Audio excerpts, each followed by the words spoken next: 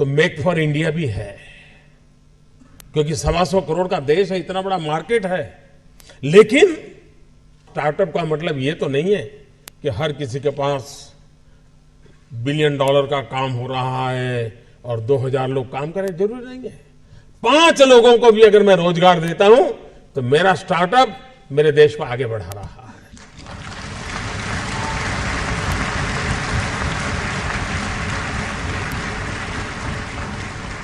एक psychological change लाना है कि यूथ के दिमाग में जॉब सीकर की मानसिकता से उसको बाहर लाना है, वो जॉब क्रिएटर बने। और एक बार उसके दिमाग में आ गया कि मुझे 2 लोगों की जिंदगी के बाद संभालना है, वो कर लेगा। ये काम आप नौजवानों के दिमाग से हो सकता है। और इसलिए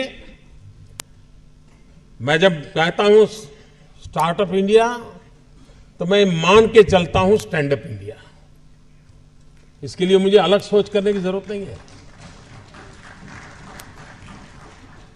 जिस देश के पास 800 मिलियन 35 से कम आयु के नौजवान हो, जिस देश के नौजवानों के पास टैलेंट हो, हाथ में हुनर हो, अपरंपार सपने हो और पूरी दुनिया में अवकाश ही अवकाश हो, क्या नहीं हो सकता है।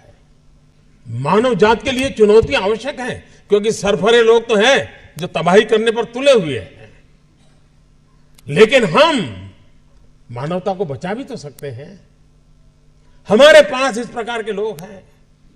और ये भी सही है, भारत के पास मिलियन प्रॉब्लम है, कोई इनकार नहीं कर सकता है। लेकिन एट द सेम टाइम मुझे इस बात का भरोसा भी है कि बिलियन माइंड भी है। अगर मिलियन प्रॉब्लम है तो बिलियन माइंड भी तो हमारे देश में है। हर स्टार्टअप के पीछे कोई न कोई समस्या के समाधान का इरादा रहना चाहिए। और जब किसी स्टार्टअप के पास समस्या के समाधान का इरादा होगा तो उसकी संतोष का लेवल भी कहीं कुछ और होगा जी। जब किसी की जिंदगी में बदलाव लाता है तो उसको एक सेटिस्फेक्शन मिलता है। और इसलिए मैं वो कुछ करके दिखाऊं जिसमें मैं जॉब क्रिएटर बनूं, मैं वो कुछ करके दिखाऊं कि जिसके कारण किसी की जिंदगी में मैं काम आऊं, मैं वो कुछ करके दिखाऊं कि मेरे देश को एक कदम आगे ले जाने में मेरा भी कोई योगदान हो। इतना भी अगर सपना लेकर के हम चलते हैं, हम बहुत कुछ कर सकते हैं।